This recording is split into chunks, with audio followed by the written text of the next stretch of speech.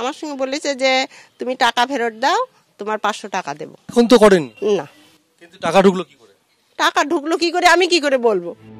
লোকসভা ভোটের মুখে ফের 100 দিনের কাজের টাকায় দুর্নীতির মারাত্মক অভিযোগ। তৃণমূলের বিরুদ্ধে মোদী সরকারের দেওয়া টাকা তছরূপের অভিযোগ উঠেছিল আগেই। এবার রাজ্য সরকারের দেওয়া টাকা নিয়েও দুর্নীতির চাঞ্চল্যকর অভিযোগ উঠল সেই তৃণমূলের বিরুদ্ধে।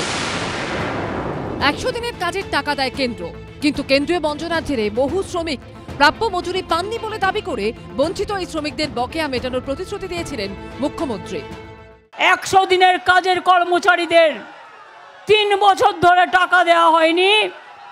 তাদের কাজের টাকাটা আমরা তাদের ব্যাংক অ্যাকাউন্টে পাঠিয়ে দেব।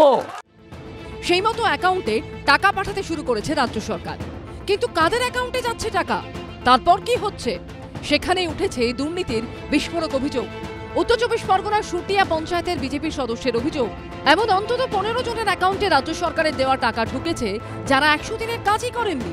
এরপর জব কার্ড পিছু 500 টাকা রেখে বাকি টাকা তাদের দিয়ে দিতে বলেছেন তৃণমূল কর্মী দেবেন ঘোষ ও ডলি মণ্ডল, যিনি আবার 100 দিনের কাজের সুপারভাইজার। 15 জনের অ্যাকাউন্টে 5,000 6,000 টাকা করে ঢুকিয়েছে, টোটাল 81,554 টাকা ঢুকিয়েছে। ওই যেটা জানতে পারলাম, সুপারভাইজার ডলি মণ্ডল এবং দেবেন ঘোষ নামে আমাদের এখানে লোকাল নেতা আছে, হ্যাঁ তৃণমূলের, বলেছে এই টাকাটা আপনারা রিটার্ন করে দেবেন, আমাদের তুলে দেবেন, যদি টাকা তুলে না দাও তাহলে আমরা কিন্তু পুলিশ নিয়ে আসবো। সুটিয়া গ্রাম পঞ্চায়েতের পাঁচপোতা গ্রামের বাসিন্দা ললিতা রায়, এবং তিনি 100 দিনের কাজ করেননি, কিন্তু তার ব্যাংক অ্যাকাউন্ট আমরা এখানে দেখতে পাচ্ছি যে ললিতা রায়ের যে ব্যাংক অ্যাকাউন্ট, সেখানে তিনি 100 দিনের কাজ করেননি, কিন্তু তার অ্যাকাউন্টে প্রায় 5,000 টাকা দেওয়া হয়েছে। আমার বললো যে তোমাদের বইতে টাকা ঢুকেছে, এই টাকা তুলে আমাদের দাও। বললো আমাদের 4,500 টাকা দাও, তুমি 500 টাকা রেখে দাও। দেবেন বলছে টাকাটা তুলে দিয়ে দাও। টাকা দিয়ে দিয়েছেন? কাকে টাকা দিয়েছেন? ওই ডলির হাতে।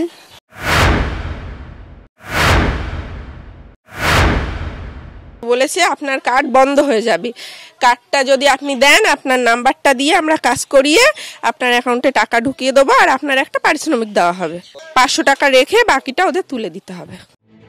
কোথাও অভিযোগ কেউ কাজ না করেও অ্যাকাউন্টে টাকা পেয়েছেন, কোথাও আবার অভিযোগ কেউ কাজ করা সত্ত্বেও রাজ্য সরকারের দেওয়া টাকা পাননি। আমাদের দিয়ে মাটি না কাটাইয়ে সেই বোট টাঙাই নেছে, বোট টাঙাই নিয়ে পাশে পুকুর জিসিবি দিয়ে মাটি কাটিয়ে নিয়ে সেই টাকাটা ডলি তুলে নেছে 4 লাখ টাকা ওই পুকুরের।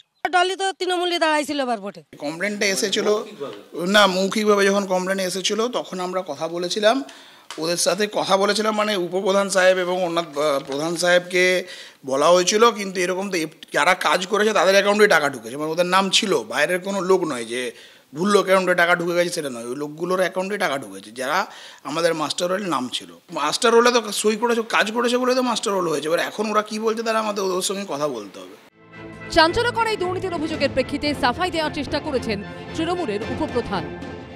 আমাদের এখানে যখন ঢালাই রাস্তা হয়, মিস্ত্রির হয়তো 20 জন লেবার আছে, সেই লেবারের মধ্যে সবাই যে সুটিয়া গ্রাম পঞ্চায়েতে তা নয়, যে সমস্ত লেবাররা কাজ করে তারাই তখন খুঁজে নেয় একজনকে, পরিচিত লোক, যে তোমার জব কার্ডটা দাও, ওইটা তোমার নামেই উঠুক, টাকাটা উঠলে মানে কন্ট্রাক্টরকে দিয়ে দিও। তার ডলি যদি টাকা চেয়েও নিয়ে আসে, হয়তো সেই কন্ট্রাক্টরের অনুমতিতে গিয়েছে। কিন্তু তৃণমূলের উপপ্রধানের এই আজব যুক্তি মানতে নারাজ বিরোধীরা। তাদের প্রশ্ন, আদতে কি এভাবে রাজ্য সরকারের টাকা ঘুরপথে তৃণমূলের ঘরে যাচ্ছে? শুধু কেন্দ্রীয় প্রকল্প নয়, রাজ্য সরকারেরও বিভিন্ন প্রকল্প পেতে গেলে উপভোক্তাদের স্থানীয় তৃণমূল কংগ্রেসের দালাল, তৃণমূল কংগ্রেসের নেতাদের কাটমানি দিতে হয়। এই কারণেই তারা সিএজি ফেস করতে চায় না। তৃণমূল কর্মী দেবেন ঘোষ অবশ্য তার বিরুদ্ধে ওঠা অভিযোগ অস্বীকার করেছেন। টাকা ঢুকেছে কারুর 1500 টাকা, কারুর 4,000 টাকা, এবার কারুর 5,000। ওরা বলছে দাদা আমরা সবাই একসঙ্গে কাজ করেছি, এইভাবে টাকাটা কেন ঢুকলো? এটা কম্পিউটারে পঞ্চায়েতে যে কাজ করে টোটালটা ওখানে যেয়ে তোমরা দেখলে পরিষ্কার হয়ে যাবে। তারপরে একটা শ্রেণীর দলের লোক যে ওখানে একটা আতঙ্কবাদী ভাব নিয়ে গল্প টল্প তৈরি করে খেলা চালু করে দিল। এই অভিযোগের বিষয়ে সুটিয়া গ্রাম পঞ্চায়েতের 100 দিনের কাজের সুপারভাইজার ডলি মণ্ডলকে ফোন করা হলে তিনি ফোন ধরেননি।